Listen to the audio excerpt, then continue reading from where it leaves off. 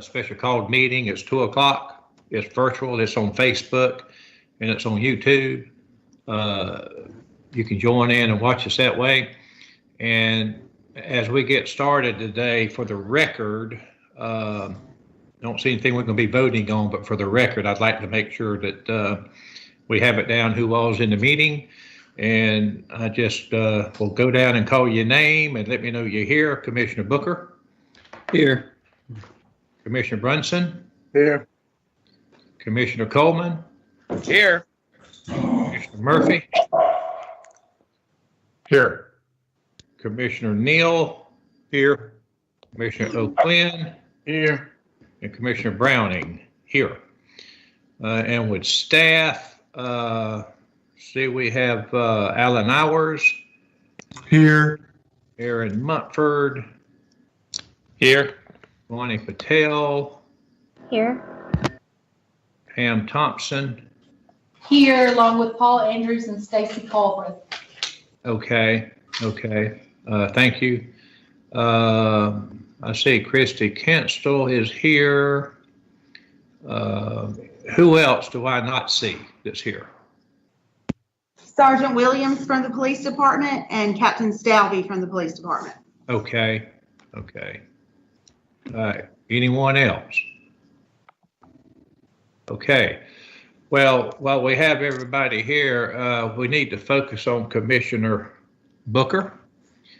I think Commissioner Booker is celebrating another birthday anniversary, and I think we should all join together. Is that right, Mr. Commissioner Booker? Yes, Mr. Chairman. Well, announcing it to the whole world. I'm not so sure that you're sure it's your birthday. Well, we're going to wish you a happy birthday anniversary, whether you know it is or not. How about that? Yeah, it's definitely. No, my granddaughter's was yesterday, so she was my birthday present. Well, about 5 years ago. Happy birthday to her. Tell your granddaughter that the Board of Commissioners wishes her a happy birthday anniversary also. I will do. Okay. Well, thank you. You wanna tell us how young you are? I'm here. Yeah. I thank God for that. Thank God for that. Yes, sir. As long as you wake up and feel those aches and pains, it's a good day, isn't it? It's right. Yes, sir. Okay. Well, thank you. Okay. We have a shortened. We're going to have a shortened agenda today when we get done with a couple of requests, and I'm going to call on, I'm trying to bring up here since I don't have it on the screen. But here we go. I'm getting there. The first item on the agenda, and actually before we get there, I think we need to clean the agenda up. And I'm going to call on Commissioner O'Quinn, and then I'm going to call on Commissioner Wayne Neal. Commissioner O'Quinn? Yes, Mr. Chairman. There's 2 items that we need to defer to a later date. The first item concerning the evidence room with the police department. I think after some further investigation into that, I mean, it's certainly a problem that needs to be addressed, but it also needs to be addressed in conjunction with our regaining our certification. And so there's a definite need for additional space, but we also want to look at making sure that the chain of evidence within the room is done properly, and that it helps us regain our certification. So we don't want to rush and do something that we're going to have to add to later. So I'm asking that we defer this as the Board of Commissioners tomorrow. The Police Advisory Panel is also being presented. Let the Police Advisory Panel in regards listen to it, go out and make a review of the room, and also look at what needs to be done to make sure that it fits within the certification that we need for the police department. So if that's okay with you, we'll go ahead and defer that to the Police Advisory Panel for tomorrow night. Okay, Commissioner Quinn, that's item 4. I'm going to do it this way. I'm just going to ask, is there any commissioner have an issue with deferring item 4? No. Okay. Okay, Yeah. good enough. All right, Commissioner Quinn, anything else? Yeah, the tree ordinance amendment for the right-of-way that's on the agenda. I think we've had a couple different people write in and have concerns regarding that. What I suggest we do, or what I'd like to do, is defer that, allow myself and others to meet with those folks to hear their concerns and make sure that we're hearing them and addressing what we can. And so I think it'd be best at this point to defer that till we can have that meeting. Okay. Commissioners, anyone have an issue with deferring item 5? I take that back, item 7. No, sir. Okay, sir. Don't hear any issues there. So at the moment, we'll consider that items 4 and item 7 are deferred until we decide a better time to bring them back. And I'll call on Commissioner Neal. Yes, sir, Mr. Chairman. After a very positive and productive meeting with the Airport Commission this morning, we're looking at ways to best utilize that intersection of Canal Road and Glencoe Parkway intersection improvement, and to utilize the airport property and possible trading of some property with them to improve that intersection. So with that this morning, a few new things came to light, things that we need to explore. So I would move that we would strike item 5 and bring it back in the February work session. Okay, thank you, Commissioner Neal. Any commissioner have an issue with deferring this item until at least February work session?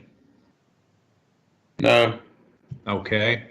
Well, consider item 5 deferred. So that's items 4, 5, and 7 are deferred. And I want to thank Commissioner Quinn and Commissioner Neal again for helping us out with that.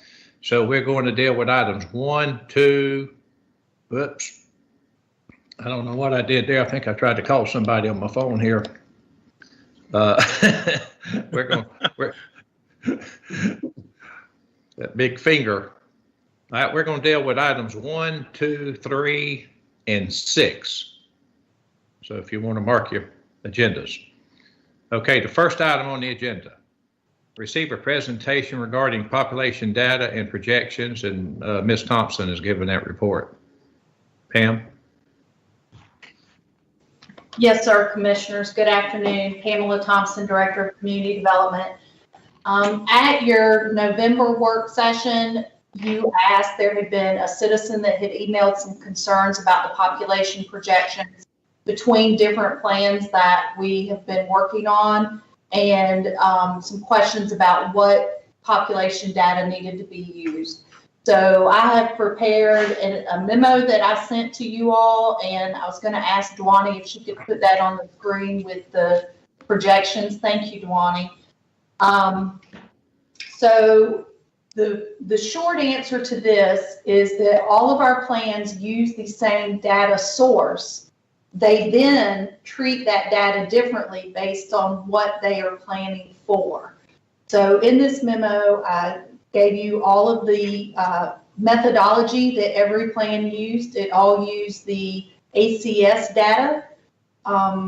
At the time, you will see there are some slight discrepancies. The comp plan data was gathered in 2017, and the U.S. Census and the Office of Planning and Budget do refine those estimates as more data is available to them. So that accounts for some of those minor discrepancies between that data. The Metropolitan Transportation Plan that we actually are going to discuss, the St. Simons Island sector study portion of that in just a few moments, it did not do population projections except for the base year, which is the last census estimate of 2015, and then projecting out to 2045, which is the year of that plan. That plan is required as part of our MPO and our federal and state highway funding. And the Federal Highway Administration and the Georgia Department of Transportation have a very strict methodology of how you have to treat that data to appropriately account and model traffic moving forward. So that's why those numbers may appear different than the comp plan and the impact fee study. That being said, they were reviewed and approved by not only our local MPO, but by the Georgia Department of Transportation and the Federal Highway Administration for being appropriately used for transportation planning. There's been some concern on the impact fee study. I've attached again Mr. Ross's methodology and how he used the numbers to forecast population through 2050 on this table in front of you. And what his goal was to predict maximum build out in both of the study areas. So one study area is St. Simon's Sea Island and one study area was unincorporated mainland. That being said, he also projected the population for the entire Glynn County. The comprehensive plan projected the population for the entire Glynn County. It did not project population for St. Simon's by itself. So that I was not able to compare any projections for just the island. So as you can see, the first and third population columns you see, that is the estimated population projection for all of Glynn County. And you can see it's never more than 2% difference between those two numbers all the way through 2050. So that is a very close projection and estimation going out 30 years. I know that you all received an email yesterday from Mr. Ragsdale regarding the St. Simon's study. I confirmed with our consultant that prepared that, as well as looked back through all the data assessment myself. They did not project future population on just the island or just St. Simon's and Sea Island. For the estimates that they did provide, St. Simon's Sea Island is what we call a census community district. And so every 10 years, you do get the population of just that district area. So they used that. And with the 2015 estimate, it was roughly 15,000 people on the island. I think it's 15,920 on the island. In 2015, the population of St. Simon's Island was 16% of the total population of Glynn County. That was not a growth factor and was not a projection factor. The only projections for St. Simon's in particular that the comprehensive plan made was that it used our current building data and the build out analysis that had been prepared in-house before I arrived here in 2016, that said if every home that was allowed in a zoning district came and knocked on our door, that'd be roughly 5,200 more homes.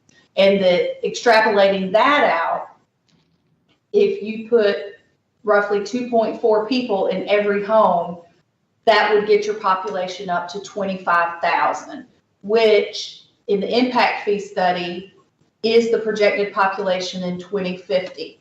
So I wasn't able to prepare that for you today. I've been doing that research to confirm when Mr. Ragsdale sent his email. I wanted to make sure I hadn't missed anything.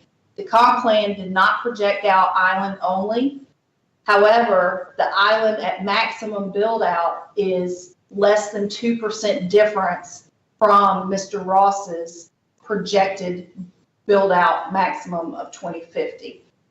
So I'm happy to answer any questions. I hope that makes sense. I know that it can, with all the numbers, it can get a little busy. So I'm happy to answer any questions you have about it. Okay, thank you, Pam. Commissioners, y'all have any questions?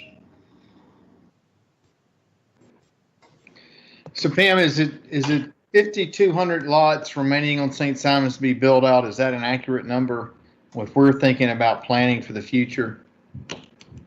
That number has not been updated since 2016. And those numbers, for example, a 100-acre tract may say it can have 400 homes on it. It didn't take into account any wetlands, any environmentally protected areas, the acreage you'd need for roads and stormwater and things like that. So it is just a rough estimate. It would have to be a very detailed study to pull out only developable area. So 5,200 is the maximum if every piece of land that has rights could use 100% of their land for homes.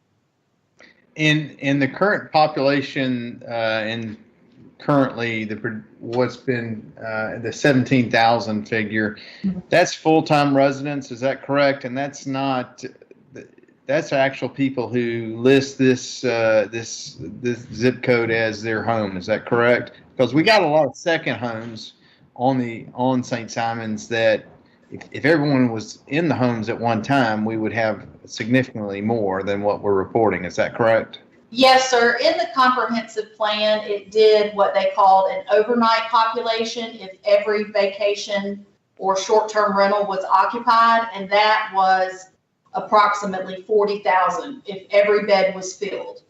And again, that's every bed being filled with, or every unit being filled with 2.5 people. But the 17,000 was the permanent residents. And then using employment data, they got a daytime population. So it's not it's not inconceivable to say in a holiday week or whatever, the July 4th, though the population is 17,000, but the overnight population on St. Simon's may be close to twice to that at any one time. Is that a fair statement?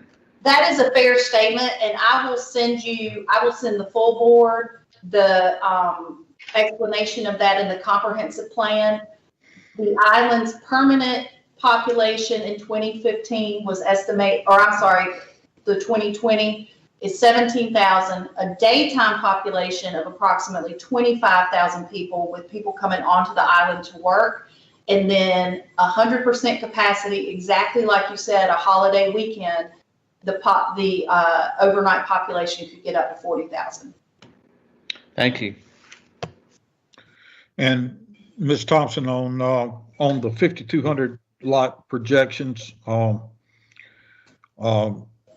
what would you say of that percentage? What percentage of that would you say is actually buildable? I could get with the GIS department to make some assumptions based on environmental factors. We have a lot of wetlands on the island, marsh areas. We have marsh buffers.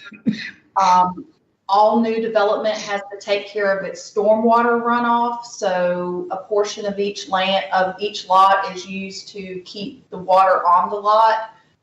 I can get that and get back to you. I don't want to use a percentage and it be off. And the lots that are platted over, like in German Village, are all substandard lots. Those wouldn't be able to come before the commission to build out as, I guess what I'm asking is that 5,200 projected on conforming lots? It was on every vacant lot. It was on every platted lot or zoned or PD zoning that gave numbers of permits that could be issued. That does, German Village is a good example where there are also some issues with infrastructure. So there are some lots that just may not be able to be developed. Okay, thank you. Commissioners, any more questions you want to ask Pam or discussion? Okay, Pam, thank you for that presentation, and we're going to move on to item 2. Receive a presentation regarding the St. Simon's Island traffic study. Looks like Jeannie Humphreys is going to give that presentation. Yes, sir, Commissioner. Chairman Browning, this is Pamela again. If I could just jump in, as I told you before, it's required by federal and state for transportation funding dollars to prepare a metropolitan transportation plan, an MTP. And we applied for and received a grant with the help of Rachel Hatcher and her staff and her team at RSNH for additional money to do this more in-depth study of St. Simons and its traffic. That was awarded to CDM Smith to prepare that plan. Ms. Jenny Humphreys is with us today. She's one of the principals there, and I just want to tell you, she really took this sector study and she took the charge on it and really worked on it. So she wants to present that information to y'all, and she'll be happy to answer any questions. Thank you, Pam. Jenny, you have the floor. Okay, so I'm going to share my screen here. Well, Pam just took care of the intro for me. Let me see if I can make this a little larger. Can everyone see that okay? Yes. Okay, great. Yep. Great. So as Pam mentioned, the focus of the St. Simons Island sector area study was to take into account those growth projections that Pam just walked through with you, and analyze some of the mobility challenges that could result from some of that growth, but then also some of the things we're seeing today. And then not only take a look at capacity type constraints, but take a look at some context sensitive recommendations and solutions that fit the community. Let's see.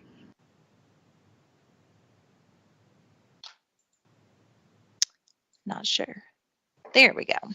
So first thing we do is we start out with that data. As Pam mentioned, traffic forecasting it's an industry, it's a discipline of its own, and it is a very conservative process of factoring in census data, but then also taking a look at land use trends and things like that, because at the end of the day, it does need to be conservative. So taking a look at those forecasts, the first thing we did was take a look at the total growth, but then of course the distribution of growth. And we look specifically at population trends as well as the number and location of jobs. Because what we do with that data is then we turn it into a trip generation model to find out who's making what types of trips. Are they work trips? Are they shopping trips, recreation trips, etc.? So that's where we start. And as Pam mentioned, it's difficult to segregate out St. Simons Island. And of course, when we do these forecasts, we are looking at traffic, some of those outside influences, not only trips that are happening within the island, but of course, daytime visitors, people who come in and go from the island for either work or other reasons.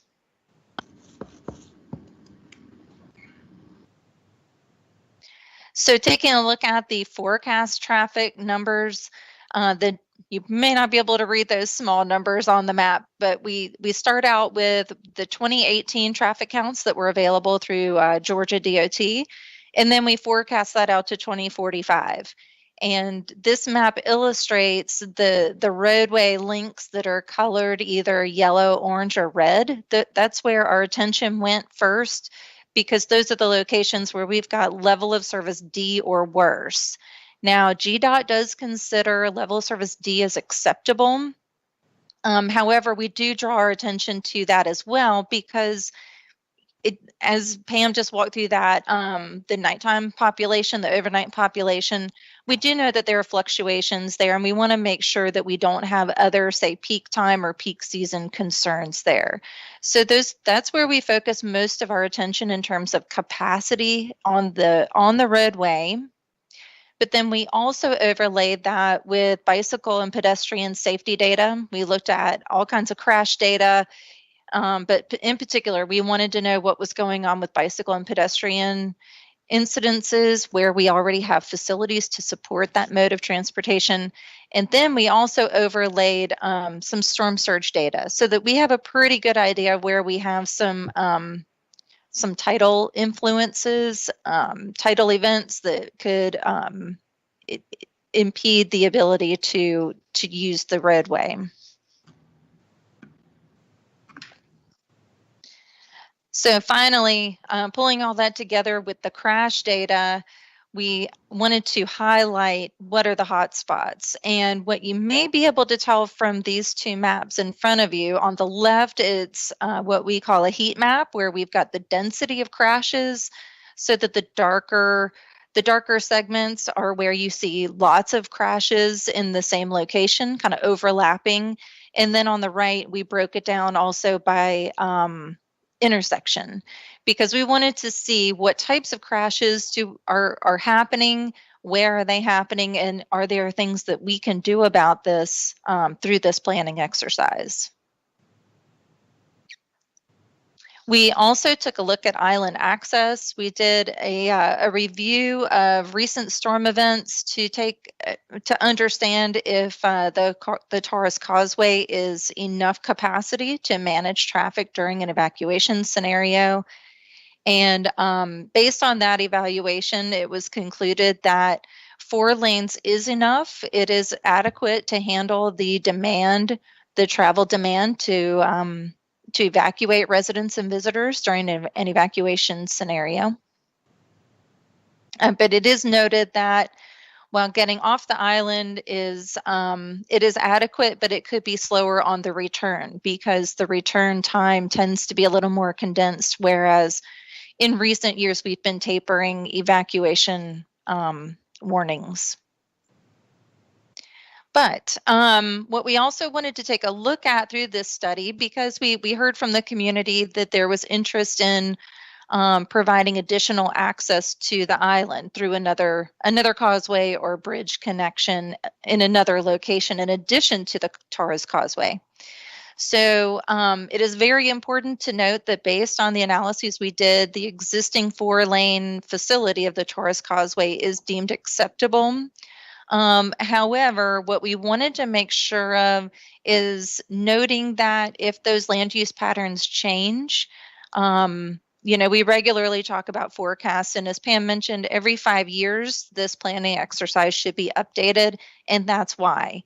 Because right now we use the best data we have available to us. We partner with other agencies to make sure we're making conservative forecasts. However, you can't just say, okay, we'll do this in 2020, and then that's what it's going to be, forever and ever, amen. So every 5 years, you should update this data, take a look at what those trends are telling you. Development could speed up, it could slow down. You could even have a decrease in population depending on what's happening with the economy or other things in the community.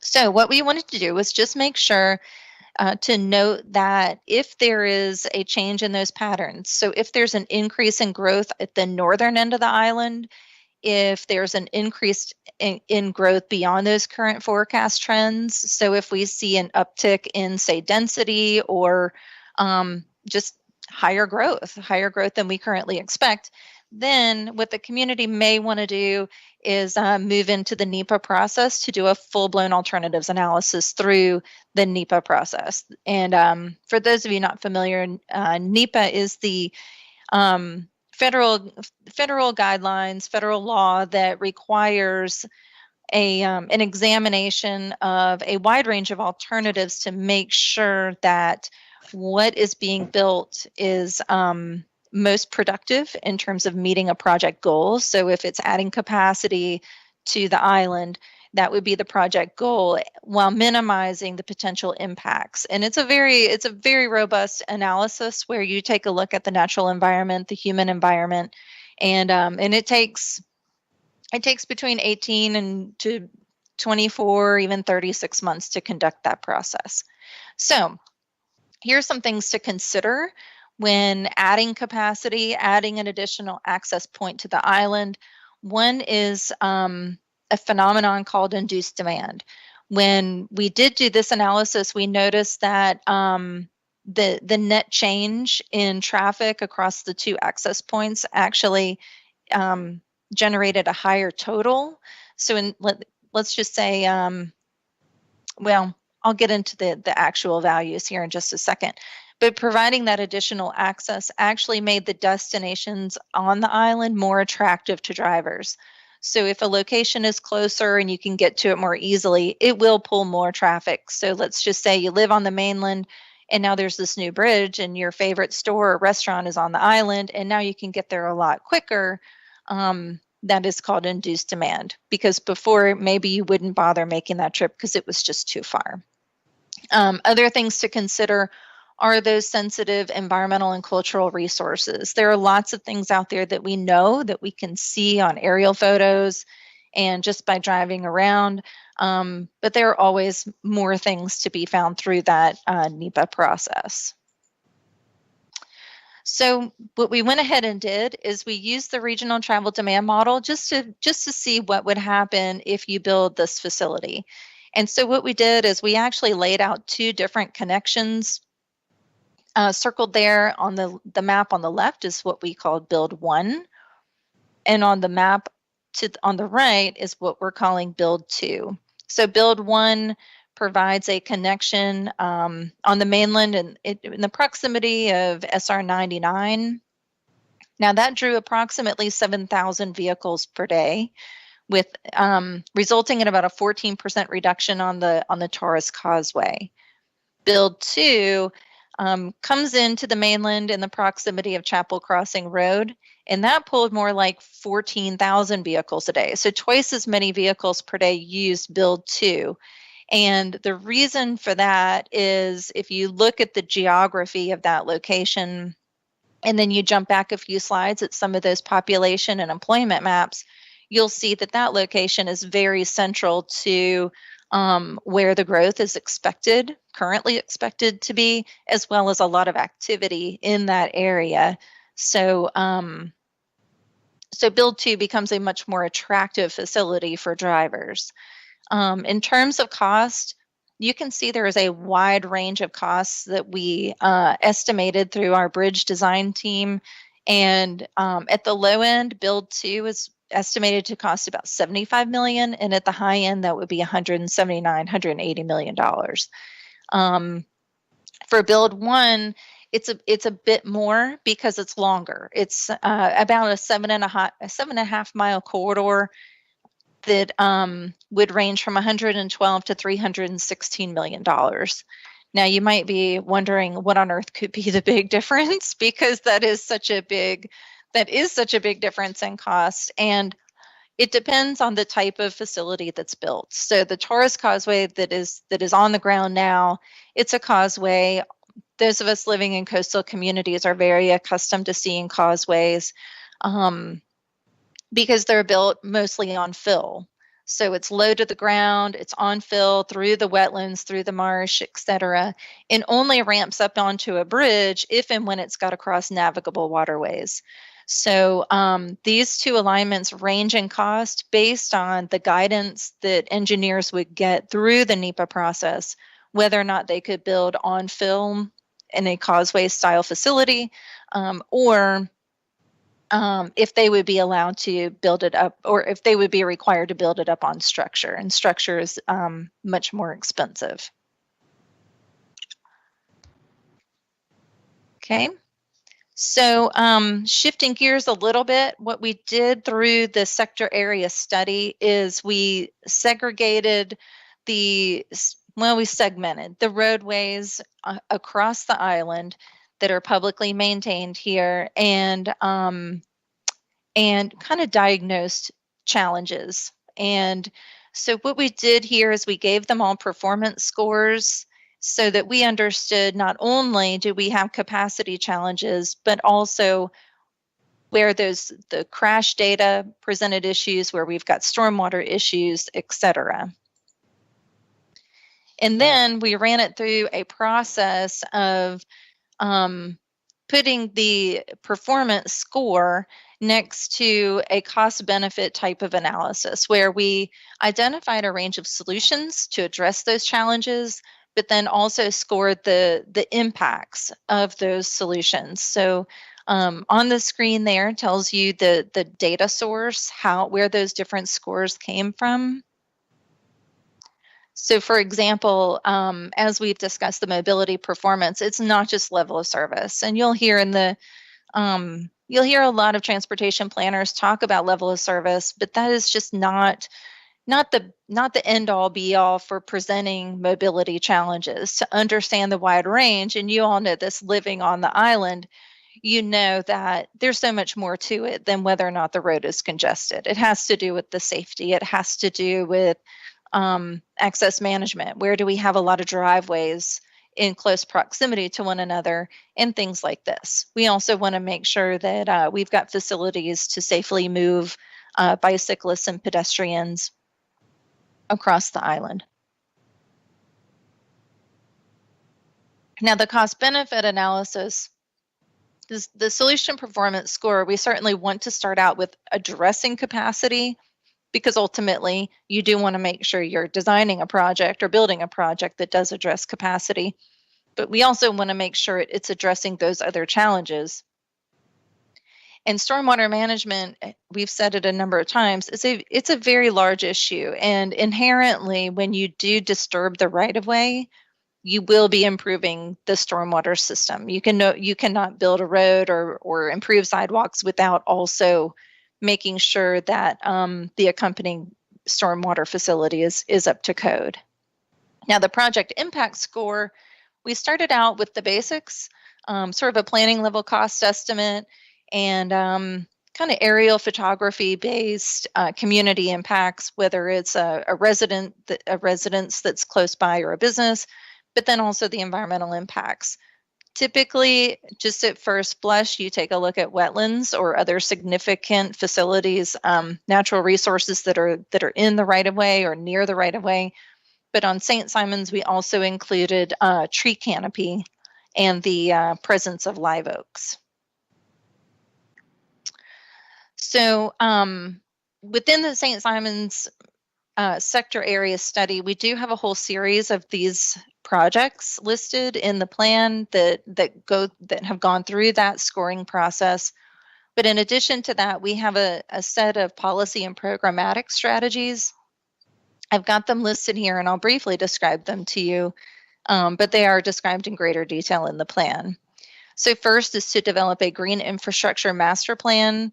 And this green infrastructure refers to a system of stormwater management and also non-auto networks. Second is to develop a public engagement process plan. And this is designed to standardize that communication process so that your residents and visitors, they know what to expect in terms of the engagement in the development of these projects. Because what we did see, and this came out of comments from the public, where it was clear the community wasn't clear on how and when projects are designed and built. So it would be good to have that in place so that they can participate in the process. Next is to support integrated land use and transportation planning. And what this would do is codify that relationship between building permits, zoning changes, and having a quantified traffic impact or mobility challenge type of score to go with that approval process. Next is to seek opportunities to incorporate equitable mobility options.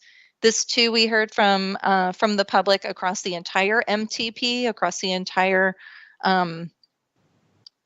region, actually, to make sure that mobility options are there for all members of the community. So that's residents of all ages, visitors of all ages and types, workforce, and those are the major categories there. And then finally, to develop an island-wide sidewalks and multi-use paths master plan. And this is very similar and could be done in conjunction with a green infrastructure master plan. But the idea here would be to have perhaps a big step towards an asset management program where those facilities are inventoried, they're databased, but then also programmed in terms of keeping the maintenance up to date.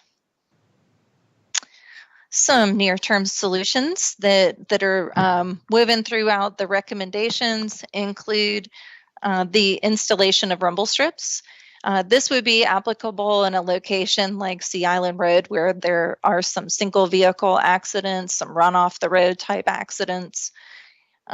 We list a number of opportunities to do signal optimization and access management studies because this is a regular issue across the island to improve signal timing and then also manage traffic better as you approach those intersections. And then finally, they conduct a safety analysis in the area of Frederica Road near the National Monument because there are some opportunities to improve pedestrian safety by providing, say, lighting, signage, better striping, things like that signal drivers to the existence of potential safety issues in that area. And then lastly, it is important to always prioritize the opportunity to seek funding and community support for some long range projects because we do have some projects in there that are higher dollar. And I don't know of a community that doesn't have financial constraints. And so that it's very important to not only identify projects, but to make sure that they are competitive for state and federal grant programs. And in order to be competitive, you also need your community support. So it's important to build that consensus around those ideas. And then finally, just to let you know, with COVID, public engagement, it has been a challenge for everybody in every community for this entire year. So what we did was we hosted an online public information meeting. That picture on the right is a screen capture. It looked a little bit like a video game experience where you could walk into the room and go up to these various boards, just like you would if you attended an open house style meeting. And then meeting participants were able to click on those boards and see them in greater detail and also have them dictated to you in case you wanted the information read aloud. We had a little more than 700 visitors to this website, and yet only 83 of them were signed in visitors, and we received 10 comments that focus on the St. Simons Island plan. And then as we continue to update and finalize the sector study, we put the original information back out online plus the updated information from August 14th to August 25th. And we had approximately 100 visitors for that and only 2 comments received. And that is it. With that, I'll open it up if there are any questions or Ms. Humphrey, you mentioned a while ago one of the preventive I guess you'd call implants with rumble strips. Mm-hmm. Are you talking about putting rumble strips down on the approaches to these intersections? Is that what you're referring to? Not necessarily. Rumble strips are typically used in areas, not so much by an intersection unless it's a more rural section where you're having issues with people running off the road. Typically, they're on longer, dare I use the word, boring stretch of road, but a place where people are not making as many turns and they tend to just sort of swerve or sway. Perhaps it's dark and people can't see very well. It's a reminder to drivers that that they are indeed driving. They're used in a lot of rural sections where you have people falling asleep or perhaps under the influence. It is a signal to the driver that they are veering out of their lane. Okay, but what you're talking about here is rumble strips that would be applied to 2-lane roads. They can be, yes, sir. Okay. I mean, so this is more or less, when you said rumble strips, you're just using that as one of the things that can be used. Yes, sir. Okay. All right.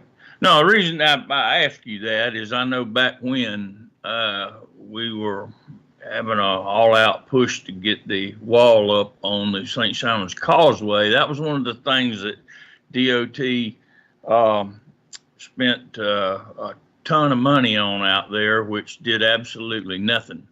And the rumble strips, they put them down the middle of the causeway, put them on the side of the causeway, and of course, as fast as traffic was moving and as congested as that causeway is all the way across, basically it was letting you know you was getting ready to die, especially on the center, just because you had just a matter of a blink of an eye reaction time as fast as that traffic was moving. But I see what you're referring to here is the rumble strips to, I guess, more than anything, the approach to these major intersections where people are just not paying attention. You're getting a lot of rear end crashes, which is as tight as the traffic is there. I doubt very seriously you have any crossover acts. I mean, you'd have some occasionally, but still you're looking at what, 35, 40 miles an hour max, unless somebody's just driving crazy. But anyway, I just wanted to clarify that about the rumble strips. I've had experience with those and a lot of in-depth education on why those work and why they don't work. Thank you. Yes, sir. Commissioners, anyone else have any questions for Jennifer or any comments they want to make? This is something that we will use to plan ahead, and I think it's important. You may have to come back after the first of the year and do this for some of the new commissioners. I think they need to hear it. So we'll see if Pam can't make that happen. Well, commissioners, y'all don't have any more. Well, I had a question, Ms. Humphreys, on your rating of the causeway. I've sat in a meeting about a year and a half ago with Commissioner McMurray from the Georgia Department of Transportation. Mm-hmm. And what I recall from that meeting was he said the traffic counts currently rate the road. They rate it as a B and going to a C in 2045. It looks like to me you're rating it currently as a C going to a D. Is that correct? That's what the regional travel demand model suggests. What Mr. McMurray, he may have had a previous iteration of the travel demand model. I can't be sure. Having experience in developing those, the results can change greatly through each 5-year cycle.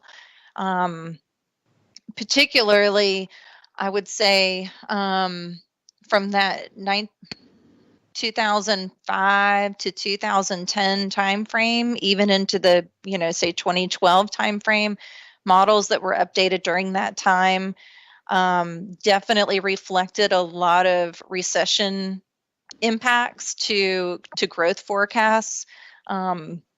I remember the way I remembered he was stating that I think we're about 31,000 vehicles a day across the causeway. Their growth model was predicting about 41,000 in 20 years.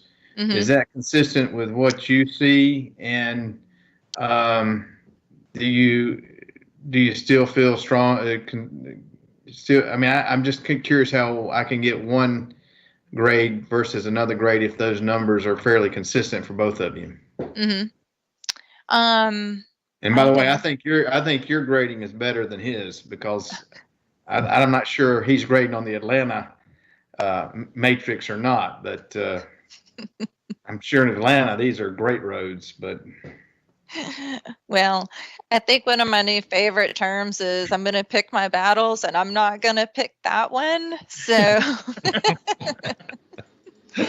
what I can do is, so rarely do we actually speak in terms of a volume, because a forecast volume, it's going to be give or take, and you're also talking about 30 years from now. So what we try to do more is package it up in terms of how do we expect it to perform in terms of level of service or say travel time reliability. And I can't even get a volume. I'm kind of multitasking here and flipping through a couple of things, but I can certainly circle back and get that for you. One of the other things we talked to him about was an additional causeway. His cost estimates were several $100 million to $1 billion on cost, and tremendous environmental impact and regulations that he was doubtful that could be overcome. Your projections, cost projections, seem to be a lot lower than maybe what he was saying at that time. Just curious about that difference, if you might look into that. The other thing is, Sure. We talked to him about expanding the current causeway, which I believe in your report you make reference to. Is that correct? Expansion of the current causeway, additional lanes? We didn't. We did not do that. We did not estimate that, mainly because if the process of cost estimating the widening of an existing bridge usually starts with a geotechnical review of literally ground up to see how the geotechnical integrity of the current facility, whether or not that can handle a widening. Well, that was one of your recommendations, though. Is that correct? Possibly looking at expansion of the current causeway if we need capacity? That's Yes. If you go into the NEPA process, that would definitely need to be examined. That would be one of your many alternatives that you take a look at. All right. Thank you. Sure. Absolutely. Ms. Humphrey, one thing I'd like to mention too, you had, let's back to what Pam Thompson was talking about a little while ago, that basically you had, if correct me if I'm wrong here, I gathered you were talking about there was about 5,200 lots, buildable lots, currently on St. Simon's Island. Is that what I picked up out of that, somewhere in that neighborhood? And anyway, just if you just take that piece right there in consideration, and you go 10 years down the road, and you've got, let's just round it off to 5,000 new residences on St. Simon's, and you put 3.5 people in each one of those residences, and you put 2 cars in each one of those residences, which would be, I guess, average, but you're gonna have kids growing up and so on and so forth. You could have a potential of 3 to 4 cars in that. 1, 2, 2, 2, 3. Hold on just a minute. I'm sorry. Sure, no problem. I can't turn this phone off and talk it. But anyway, just the population growth on St. Simon's naturally is going to put more vehicles on that causeway out there. And then taking consideration what you said a while ago, if you expand the accessibility to St. Simon's and you take away the population growth and just have the access over there easier for people to, you mentioned the guy wanting to go to his favorite restaurant. I mean, that made all the sense in the world. If you want to go to that favorite restaurant and you can get there without a bunch of hassle, a bunch of traffic and all that, then, it's only 4.5 miles. I mean, it ain't like it's around, a big trip. But at the same time, that's putting that type of traffic back on that road too. So really, it's like really the more space you got, the more traffic you're going to attract. Is a safe, in my mind, a safe statement. I don't see how this could possibly. I mean, that island's just not going to get any bigger, folks. I mean, and David, you said a minute ago that guy had a 41,000 cars. I can't imagine 41,000 cars. You bumping that count 10,000 cars on that causeway out there, and then it just. I mean, I know it's bad and it's not getting any better, but do we want to shoot ourselves in the foot here just trying to, make things better, but yet it could be a reverse action on what we're trying to do. I don't see the feasibility of expanding access to the island. 'Cause, I mean, we just got to figure out a way to and then I don't know how you're going to do that without expansion on that island and the roads and cutting trees and all that. And, good Lord forbid that ever went to happening. We'd all go burn at the stake. You start cutting them trees down. So, I just see it to be something you got to deal with. I mean, it's a popular little area. It's not Daytona. It's not Coney Island, and we just have to deal with it. And I just don't see what you could possibly do. You hear so many people talk about that second causeway, but I mean, the numbers you just threw out there and all the environmental issues that go along with that, I mean, it's just not a feasible thing to that I can see would be something you'd really want to continue on. But anyway, that's just me. And I mean, these particular highlights that we went over today are, stuff we've been talking about a long time off and on, just never have had a real professional like yourself put it all together and present it. But I mean, it is what it is. And I just, I think there's a lot of money being spent in this area right here. And in the end, as you said, at the end of the day, I think we're going to be right where we started when we got up. So anyway, that's me, guys. Well, and one thing to keep in mind, when we do look at 2045 forecasts, taking a quick peek at the data from the travel demand model, it does include about 2,000 additional housing units over the base year in the model, 2015. So it does account for some growth.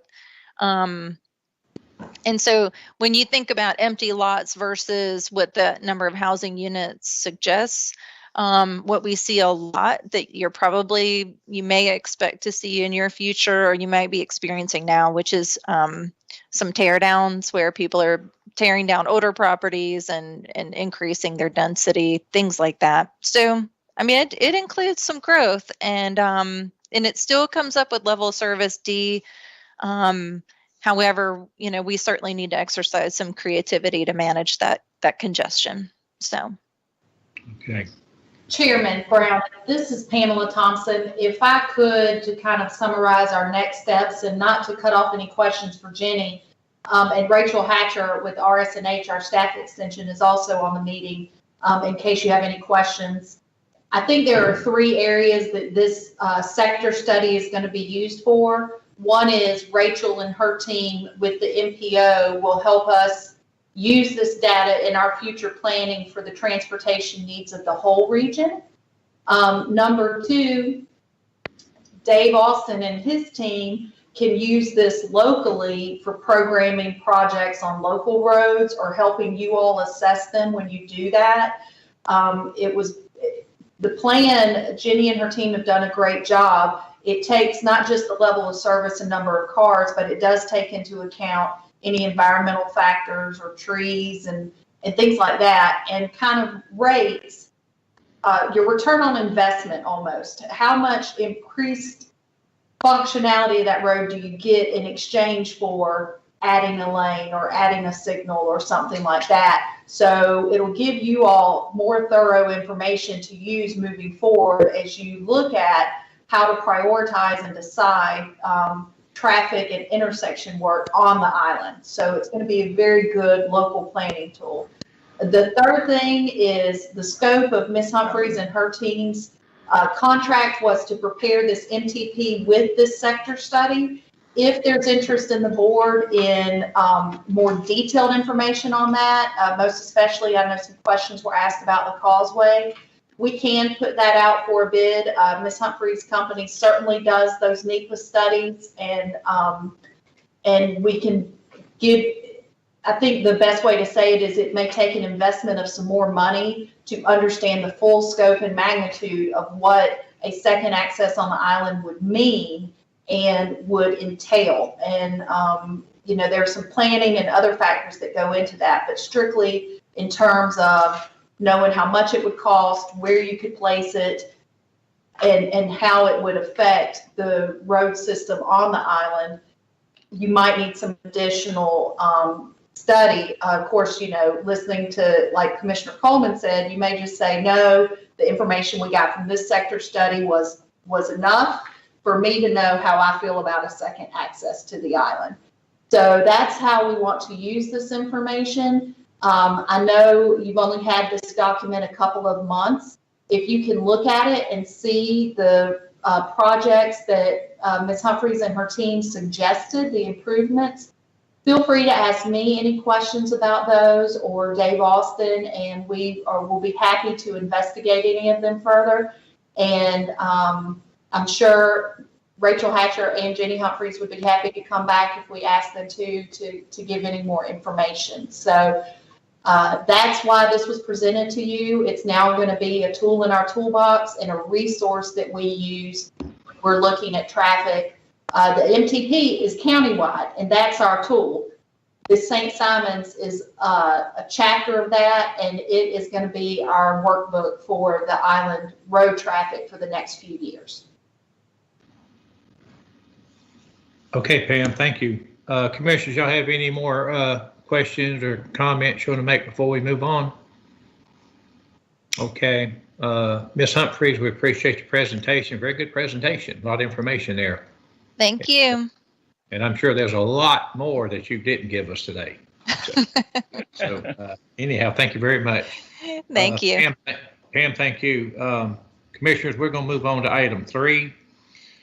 Receive a presentation regarding the capital improvements element, and that is Ms. Pam Thompson also. Yes, sir. Good afternoon, Commissioners. Pamela Thompson, Director of Community Development.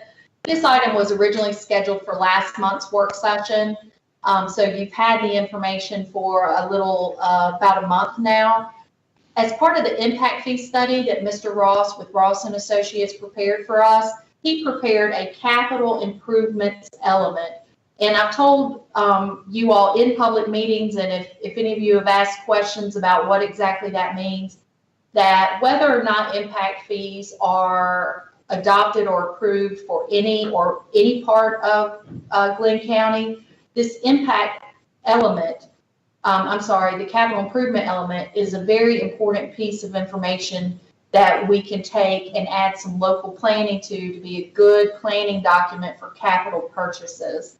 A capital improvements element is called an element because it's part of the comprehensive plan. If you're going to adopt impact fees, you're required to update your comprehensive plan with that list, and it can only include projects that can legally be funded by impact fees. One example of something that can't be funded with impact fees is courthouse expansions.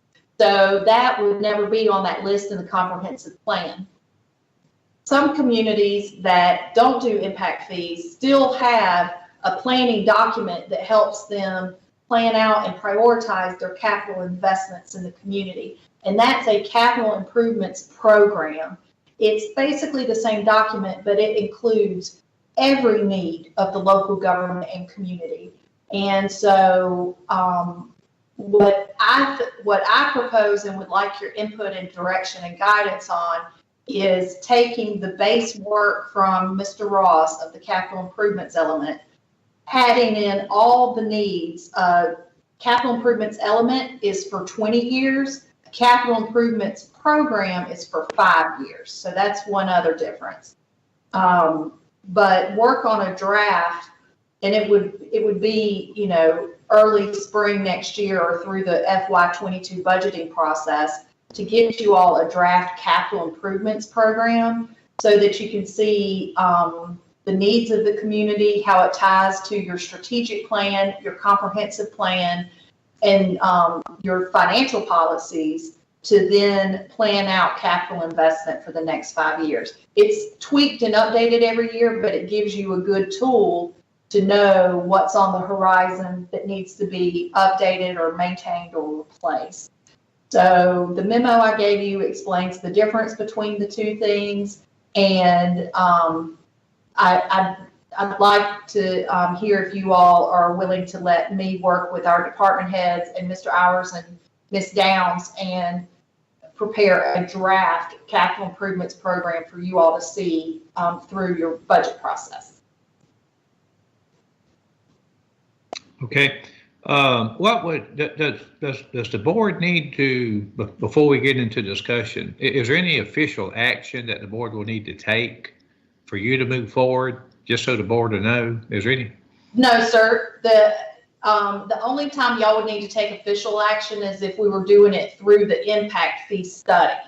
But just us to have a local planning tool for capital improvements, you all can just nod your head or give me a thumbs up, and that's all I need to get started working with our team for a draft. And so what you want is us to understand that you want to use this as a planning tool. Yes, sir. It's just a planning tool to help you plan your projects and all. Yes, sir. Okay, all right. I think everybody understands that. Commissioners, y'all have any comments, questions? Pam, is there any downside to sending this to the CRC and to the DCA or wherever else it goes and to get it approved? I mean, even though I don't think we've got impact fees anywhere on the horizon. But no, sir, you can get it reviewed and then still decide not to adopt it. They review it for compliance with the Development Impact Fee Act. Right. Doesn't cost anything is what I'm. No, sir, it doesn't. Yeah. Okay. Commissioners, y'all have any heartburn over Pam moving forward with bringing something back to look at later? No, sir, I don't. Would there be any added value to, I'm trying to get my arms around this, to sending this up for certification or approval or whatever however you label it? Is there any added value to having that done if we don't anticipate adopting impact fees? I don't believe so, Commissioner. And the thing is, they don't look at the pricing or the prioritization or anything. What they look at is this a project that can legally be funded with impact fees? So it's not even really a double check of our cost estimates and you all prioritizing the needs of the community. Okay. All right. Thank you. Okay. Okay. Well, unless we hear anything otherwise from the commissioners, Pam, if you want to move forward with it, I think there's a consensus here to do that. Okay? Yes, sir. Thank you. And thank you all for your time this afternoon. Okay. All right, Pam, thank you very much. Last item on the agenda for today, item 6, receive an update on the One Georgia Grant revetment rehabilitation project. Ms. Downs or Mr. Paul Andrews, who's handling that? I'm gonna kick it off first, and then I'm gonna hand it over to Paul. Okay, thank you, Captain. Good afternoon, Commissioners. We just wanted to provide you with a status update on the rock revetment project. As you will recall, Governor Deal included $2.5 million for Glynn County in his supplemental budget for beach restoration activities. This came to us through a grant through the One Georgia Authority, which is DCA's funding mechanism. As you're aware, we stockpiled rocks beginning in October and started moving them to the project areas late October, which really this phase of the project will not cover the entire rock revetment and restore it to its original height, but only those areas that abut public property. So Paul is going to provide a little more of an engineering and scope update. We just kind of want to seek your guidance in moving forward. I'm really proud of this project, and I'm glad that we've gotten it to where we are. On another note, I have also submitted some information that I've sent to all of you to our state delegation to ask for a direct appropriation to fulfill the entire project that's been permitted up to this point. So I'll keep you posted on how that comes through. But you'll see a couple of pictures of some cute kids crawling on some rocks in Paul's presentation, and they're near and dear to my heart. So I hope you enjoy seeing them. But anyway, all right, Paul, your turn. Thank you, Catherine. Commissioners, y'all, was posted out on the website was a memo, brief overview of where we are in the project and where the project is heading. Dwani, can you start up that PowerPoint? Got some additional information. Thank you. And I think we go on to the next one. This was the project scope. Each one of the squares is the street end or location that rock was going to be placed. Upper right-hand corner was the location of the beach stabilization aspect that was part of the project, and all the way up at Gould's Inlet, not on this map, but indicated with the arrow in the upper right-hand corner is the was placement of additional rock up at Gould's Inlet. And we can move on.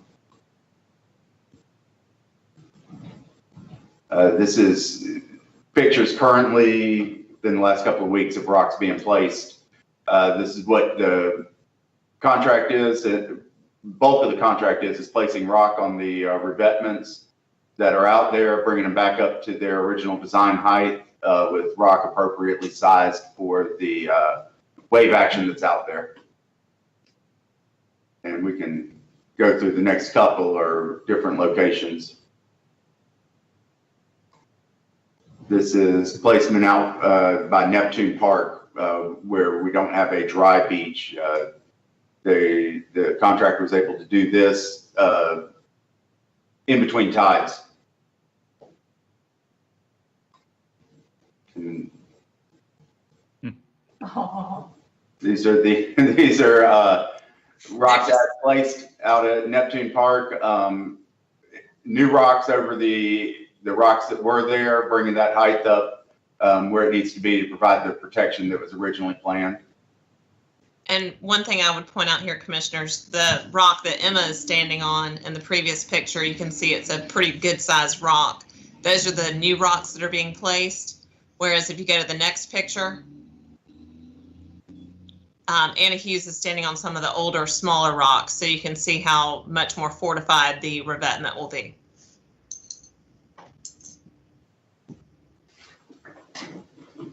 One of the comments, main areas of comment we've received from the public as part of the project is this is the Myrtle Street Beach crossover. It's the wooden crosswalk has been there for years. In recent years, the sand has built up along the beach. This area being one of them. And Dwani, if you can go on to the next slide, that the sand had built up enough for people to walk adjacent to this crossover, but the rock placement has created a barrier to that walking across.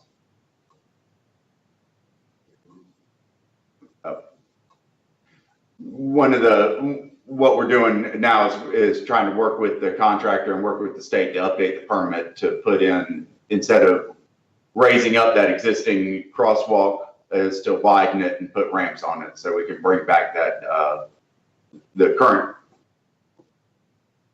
so we can allow for people to walk across without having to go up and down stairs. We're in the process of trying to get that sorted out, whether that's possible with this contract. And the next one is this is the original. This is just there for information of what all was bid and what all was awarded. It had 9 elements of the project that were awarded. In the memo, I pointed out that the estimates being what they are we are coming short on rock to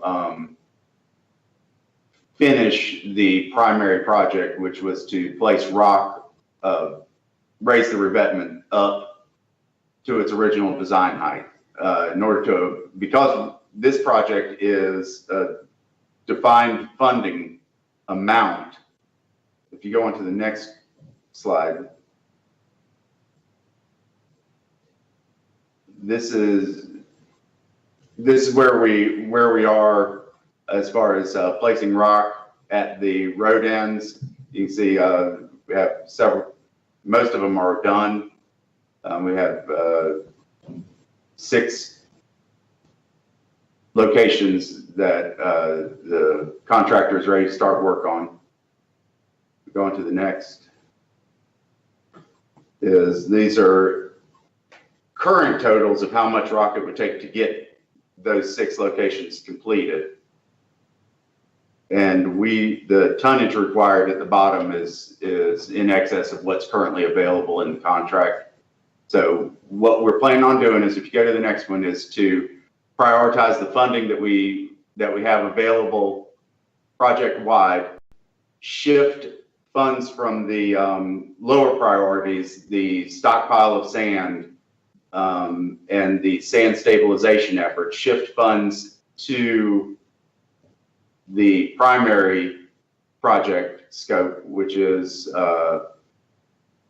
buying more tonnage of rock to place on the revetment.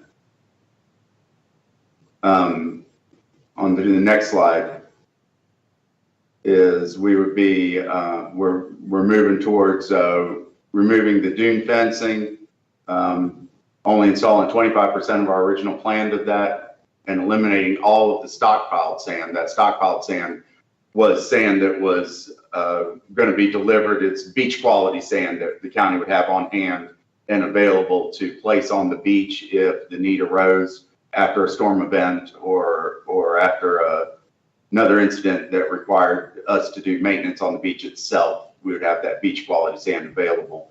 That sand is available whenever we need it. It just has to be brought in. So in order to provide as much on the primary scope of the project, we're going to shift those funds and buy more tonnage of rock. And on the next slide is, in order to get with the available funds in the project as a whole, we're also going to be reducing the several of the remaining street ends based on the priority of what condition they're in, and focusing on those that are in more need of being raised due to their either weathering or the existing rocks having settled or moved. And that, as staff and our consultant continue to work with the contractor to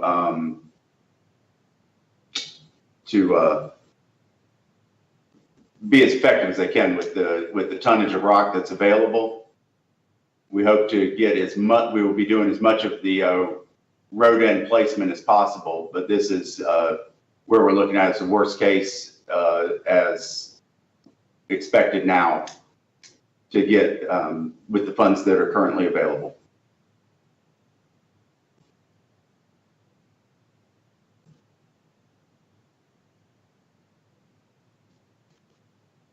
And that's where, as the project moves forward, we'll be updating this with our consultant and our contractor, and like I said, to get as much of the primary scope of the project done as is able. Paul, Yes, yeah, I can understand that it would be a priority to get the rock because it would it's just that's where all your big money is, in the equipment and the effort to move that rock where it has to go and get it placed. So if you're gonna move some money around and revise your scope of work, and you'd want to do that by putting that money into the rock. You know, we need to get it all in place where we need it. We'll have to see how the board, what they feel about that. But is this something that we'd have to vote on in a Thursday night meeting to make these changes if we go along with it? No, sir. As we bid that project out with the alternatives, we're just shifting money within the project to focus on the priority areas of the project. Yeah. As the estimate and the real life come to bear on the on the project, we typically will shift funds around within the project to accomplish those things. Mm-hmm. Okay.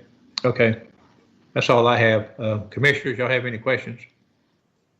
Paul, how much would it cost to complete the project for additional rock? I mean, as Chairman Browning was saying, the expenses, I mean, you've got the equipment in place. I mean, how much money are we talking to finalize the project as it was designed? The rock itself, to purchase additional rock sufficient to place all the rock that was originally planned is about $65,000. And then if we wanted to refund the alternatives that we pulled money out of, that would push it closer to $100,000. So, but if you move the money for the alternative, you're talking about another $25,000 or so to complete the whole project. Is that what I'm understanding? The alternatives, let me. I mean, I think it's 41,000 you were trying to move around. Is that correct? Go ahead, Catherine. No, I was just trying to get an understanding. Are you talking about this current phase of the project or the entire project? No, I'm sorry, this current phase. Okay, sorry, I just wanted to be clear. Yeah, look like to me what we're doing, what we're talking about is not buying and stockpiling the sand. Is that what we're talking about here? That's the intention, is to take the alternatives and put those funds towards the primary rock placement. Rather than buy and stockpile the sand for if we might need it in the future, we just put that money into the rock. Absolutely. And it's also the dune fencing that was going to be included in this project. And really the intent of that was just kind of to spend down the grant money in the first place. Yeah. It was nice to have, but I think the priority has been the rock revetment. Yeah. In other words, what you're saying is we need to prioritize the rock instead of the sand. The dollars that go for the sand, just move them over to the rock. I think that's pretty much what we're doing here. Yeah. Okay. The question I'm asking is, if we're going to do that, but we're still not going to complete the project, how much more do you need? 65,000. Would over and above the 41,000? I'm sorry?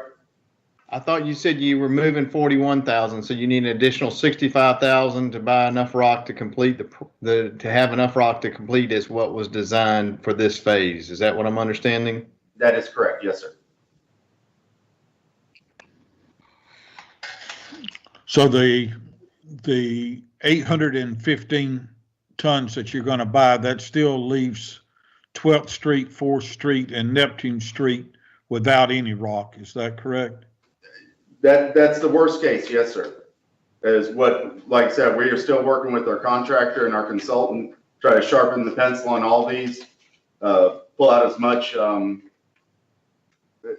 place the rock where it needs to be without excess. And if we can find areas where we can go back and pull rock from the currently placed locations to better utilize it, we will. But this is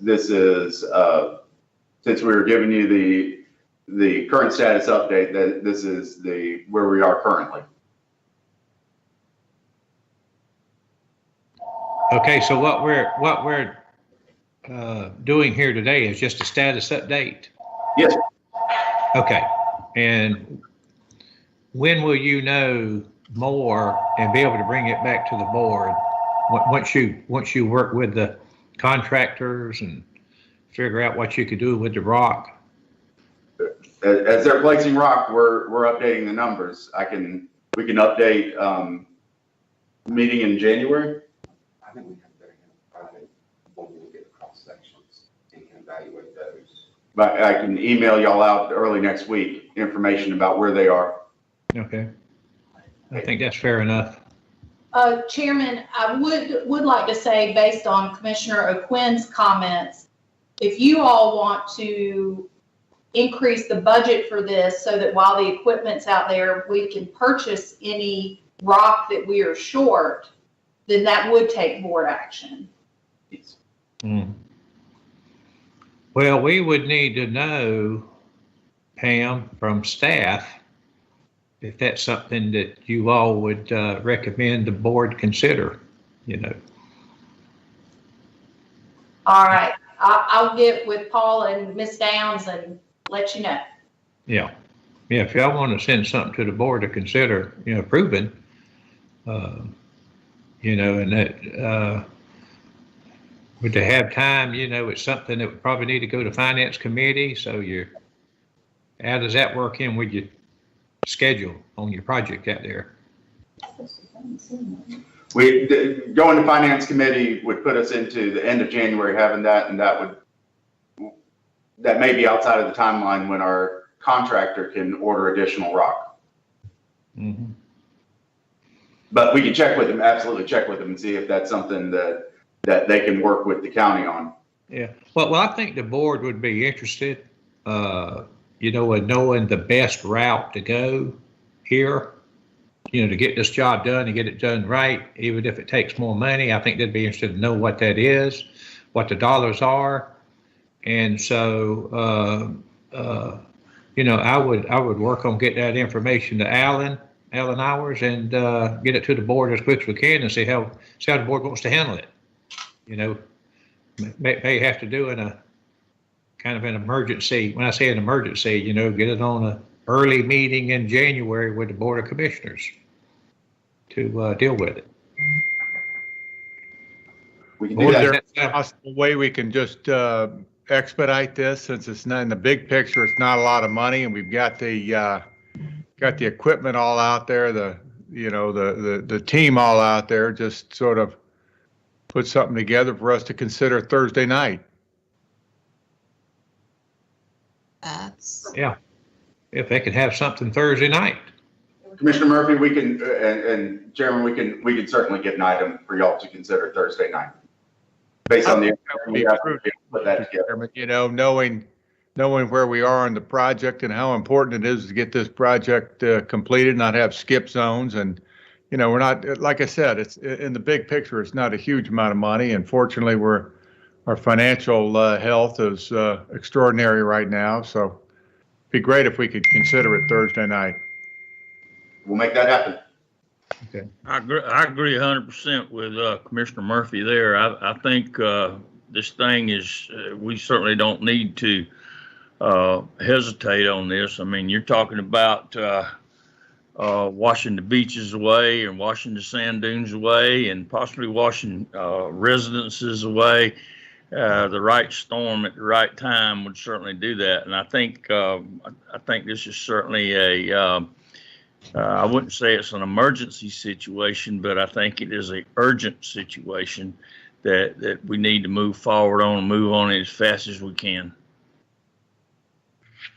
Thank you, Commissioners. Okay.